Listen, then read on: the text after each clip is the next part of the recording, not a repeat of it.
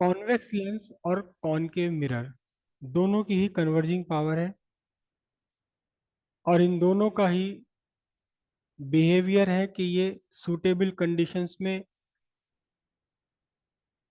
Real image बनाते हैं, और कुछ अलग सूटेबल कंडीशंस में ये वर्चुअल इमेज भी बनाते हैं। लेकिन डाइवर्जिंग लेंस और डाइवर्जिंग मिरर, यानी कॉनकेव लेंस और कॉन्वेक्स मिरर के लिए कोई कंडीशन है ही नहीं जिसमें वो रियल इमेज बना सकें, वर्चुअल इमेज ही बनाते हैं। तो कॉन्वेक्स लेंस और कॉनकेव मिरर की रियल इमेज फॉर्मेशन के लिए एक टर्म और है, हालांकि आपके सिलेबस में इसको कहीं मेंशन नहीं किया हुआ, लेकिन फिर भी इस पे क्वेश्चन आते हैं। Conjugate foci. अभी तक हमने पढ़ा था फोकस, ये पेयर है, इसलिए हमने इसे कहा फोकाई, कंजुगेट फोकाई। और फोकस से इसका कोई रिलेशन है नहीं एक्चुअली, फोकस से कोई इसका रिलेशन नहीं है, और ये एक्चुअली कुछ भी नहीं है। ये basically principle of reversibility of light. क्या है ये एक्चुअली? कॉन्जुगेट फोकाई या conjugate pair of conjugate focus. एक ये मिरर आपका, ठीक, और मिरर में हम कंडीशन ले रहे हैं जबकि इस मिरर ने रियल ऑब्जेक्ट की रियल इमेज फॉर्म की है, ठीक है। Focus point, centre of curvature, object को मैंने रखा कहाँ?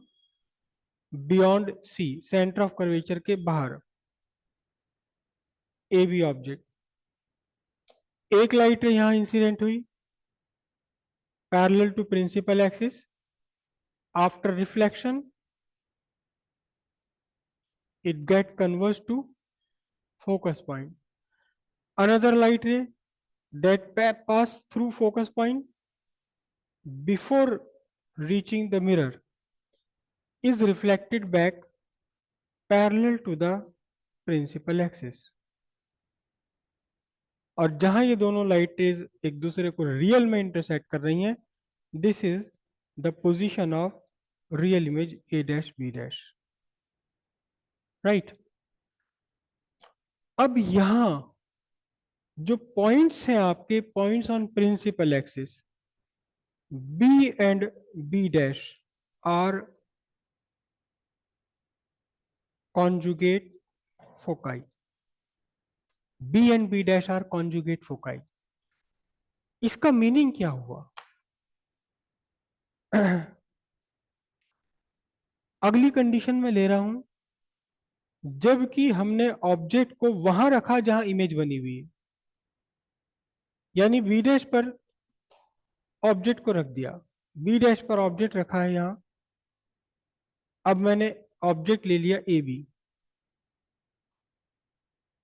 लाइट रे लूं parallel to principal axis, after refraction passes through focus point. एक लाइट रे तो आपकी जो की त्यों वही की वही रही।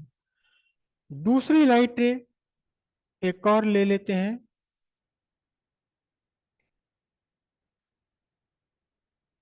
फोकस पॉइंट से, and it is reflected back,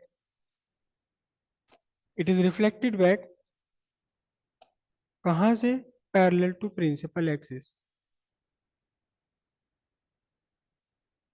to the point, to the scale नहीं है ये डायग्राम मेरा, और एक्चुअली एफ और ये बीच में नहीं पड़ रहा। लेकिन अगर आपका डायग्राम टू द पॉइंट बना हो तो अब आपकी इमेज एग्जैक्टली वहीं बन जाएगी जहां पहले आपने ऑब्जेक्ट रखा हुआ था। This is simply the reversibility of, principle of reversibility of light rays. मैंने तो दो डायग्राम बना दिए, लेकिन अगर यहां आपने समझो ये ऑब्जेक्ट रखा हुआ है, उल्टा आपने ऑब्जेक्ट रख दिया प्रिंसिपल एक्सिस पर, लाइट रे ये लिया आपने यहां, फिर ये लाइट री फोकस से यहां, तो जहां आपका ऑब्जेक्ट पहले रखा था वहां आप क्या बन जाएगी, इमेज बन जाएगी। तो ऐसे दो पॉइंट प्रिंसिपल एक्सिस पर, ऐसे दो पॉइंट जिसमें से एक पॉइंट पर ऑब्जेक्ट रख दे, किसी भी एक पॉइंट पर ऑब्जेक्ट रख दे तो दूसरे पॉइंट पर अपने आप ही क्या बन जाए, इमेज बन जाए। इन दोनों पॉइंट्स को, इन दोनों पॉइंट्स के जोड़े को, अलग नहीं जोड़े को आप कहते हैं कॉन्जुगेट फोकाई। कॉन्जुगेट फोकाई, समझिए बात। कॉन्वेक्स लेंस के लिए भी यही कंडीशन है कि जब कॉन्वेक्स लेंस ने बनाई है एक रियल इमेज, कॉन्वेक्स लेंस ने एक, ये आपका लेंस यहाँ अपना ऑब्जेक्ट रखा, इधर इमेज बना दी, इमेज की जगह आप ऑब्जेक्ट रख दो तो अपने आप ही जहां पहले ऑब्जेक्ट रखा था वहां इमेज बन जाएगी। तो अब ये दोनों पॉइंट, एक पॉइंट वो जहां ऑब्जेक्ट रखा, दूसरा पॉइंट वो जहां इमेज बनी, ये दोनों पॉइंट का जो जोड़ा है ये कहलाता कॉन्जुगेट फोकाई। समझे? टू पॉइंट्स, अब pair of point, actually two points भी मत लिखो, पेयर लिखो क्योंकि ये पेयर की बात है, दो पॉइंट तो अलग अलग भी हो सकते हैं। Pair of two points on principal axis such that if an f if an object is placed at one of the point, its image is formed on the other point are called conjugate foci to each other। एक दूसरे के conjugate foci कहलाएंगे। Focus से इसका actually कोई meaning नहीं है। अब conjugate foci पर एक डेरिवेशन हुआ करती थी पहले, अब तो नहीं है, कई साल से वो निकली हुई है, लेकिन इक्का दुक्का क्वेश्चन आज भी उस पर आ रहा है। और वो मिरर नहीं, लेंस के लिए हुआ करती थी, लेंस के लिए, कॉन्वेक्स लेंस के लिए, उसे हम बोलते थे displacement formula for convex lens. Convex lens के लिए डिस्प्लेसमेंट इक्वेशन, उसकी पूरी डेरिवेशन नहीं कराऊंगा आपको, उसकी पूरी डेरिवेशन नहीं कराऊंगा आपको, तो एक छोटा सा हल्का सा आइडिया दे देते हैं, एक हल्का सा आइडिया बस। हालांकि डेरिवेशन भी कोई कोई बहुत बड़ी डेरिवेशन नहीं है, सिंपल सी डेरिवेशन है। आपने यहाँ ऑब्जेक्ट रखा, यहाँ लेंस रखा, यहाँ आपने एक लेंस रखा, convex lens, necessarily convex lens, और कोई नहीं। आपने यहाँ ऑब्जेक्ट रखा और ये आपके ऑब्जेक्ट की बन गई रियल इमेज। यहाँ दूसरी साइड जो सामने बनाया है ये स्क्रीन है, क्योंकि रियल इमेज है, that's why you can obtain it on screen. ये ऑब्जेक्ट रखा आपने, तो सिंपल सी बात है, ये अब आपका क्या बना, ये आपका बन गया यू, और यहां क्या बना फिर ये बना आपका वी। करेक्ट? आपने लेंस को डिस्प्लेस कर दिया। अब देखो ध्यान से, कॉन्जुगेट फोकाई वाली बात चल रही है। अगर आप यहां रख देंगे ऑब्जेक्ट, तो जहां पहले आपने ऑब्जेक्ट रखा था यहां क्या बन जाएगा, है ना? यानी अगर आपने जो पहले यू, पहले जो वी था उसे अगर आपने यू बना लिया, ऑब्जेक्ट यहां रखकर, इमेज की जगह रखकर आपने उसे यू बना लिया जो पहले वी था, डिस्टेंस ऑफ इमेज को डिस्टेंस ऑफ ऑब्जेक्ट बना लिया, तो अपने आप ही जो पहले डिस्टेंस ऑफ ऑब्जेक्ट था वो डिस्टेंस ऑफ इमेज बन जाएगी, है ना? ठीक है, देखना ध्यान से, वही कॉन्जुगेट फोकाई है, लेकिन थोड़ा सा आपको थोड़ा सा अजीब सा लगेगा, थोड़ा सा अजीब सा लगेगा, लेकिन उसे ध्यान से समझना आप।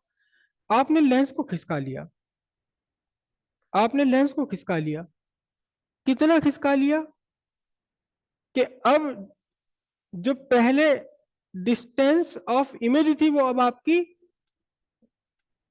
डिस्टेंस ऑफ ऑब्जेक्ट बन गई। तो अब जो नई वाली आपकी डिस्टेंस ऑफ इमेज होगी वो पहले वाली, वो सॉरी, अब जो आपकी डिस्टेंस ऑफ इमेज होगी, अब आपने यू डैश बना लिया किसे, जो पहले वी थी, तो अब वी डैश कितना होगा, उतना होगा जो पहले यू था। समझ आई? अब भी इमेज यही बनेगी जहां पहले बन रही थी, क्योंकि कॉन्जुगेट फोकाई पढ़ रहे हैं पॉइंट ये। आपने ऑब्जेक्ट की पोजीशन ना बदलकर आपने लेंस को खिसका लिया।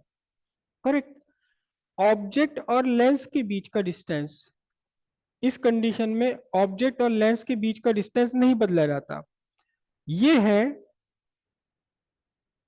डी। नहीं, फॉर्मूले से ही लिखूं, ये है ए। ए क्या है? ए है आपका distance between object and it's real image. Real image यानी कि स्क्रीन। और इनके बीच में आपने डी डिस्टेंस मूव करना पड़ा लेंस को, इमेज को वापस वहीं लाने के लिए। इमेज को वापस वहीं लाने के लिए आपको डिस्टेंस मूव करना पड़ा कितना? डी। तो इस लेंस की या फोकल लेंथ का फॉर्मूला जिसे हमने लिखा डिस्प्लेसमेंट इक्वेशन या डिस्प्लेसमेंट फॉर्मूला, ये आपका बनता है a square minus d square by 4a। इस फॉर्मूले पर क्वेश्चन एग्जाम में आ रहे हैं, इक्का दुक्का, कभी कभार। कंफर्मेशन नहीं है, प्रोबेबिलिटी कम है, लेकिन फिर भी आते हैं, आ रहे हैं। ठीक है। इसी से रिलेटेड एक फॉर्मूला और है डिस्प्लेसमेंट इक्वेशन से रिलेटेड, कि जब आपने ऑब्जेक्ट यहां रखा था तो इमेज, आपकी जो इमेज की हाइट थी, क्या लिखूं मैं, इमेज की हाइट थी आपकी, एक मिनट, यहां से जब आपने ऑब्जेक्ट ये रखा और इमेज बनाई, तो इमेज की हाइट आई आपकी h1। जब आपने इसकी पोजीशन बदल दी, एक चीज थोड़ी सी चलो याद आ गई, चाहे लेंस है या मिरर है, चाहे लेंस है या मिरर है,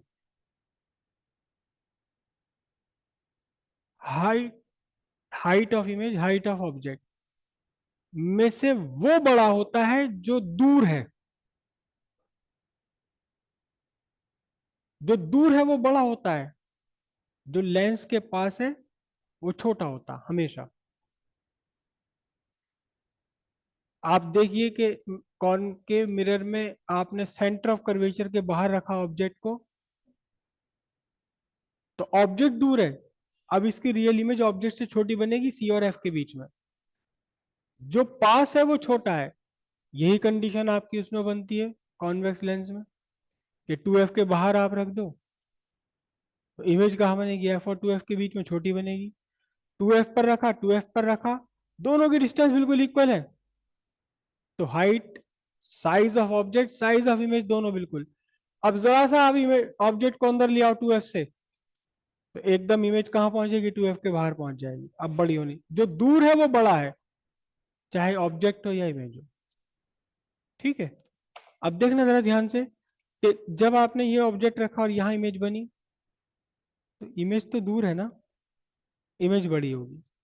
आपने लेंस को बदल दी, इसकी पोजीशन बन दी, यही ऑब्जेक्ट है अब भी, लेकिन इमेज अब देखो, इमेज पास हो गई, ऑब्जेक्ट दूर हो गया, लेकिन ऑब्जेक्ट तो वहीं का वहीं है, ऑब्जेक्ट का साइज तो नहीं बदला, इमेज का साइज बदल जाता है।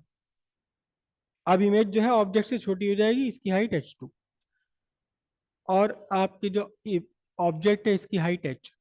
तो इनके बीच में एक रिलेशन है, एक रिलेशन है, क्या रिलेशन है, h equals square root of h1 h2। ठीक है। तो इन दोनों पर एग्जाम में क्वेश्चन आने के चांस है, बहुत ज्यादा चांस नहीं है, बहुत ज्यादा चांस नहीं है,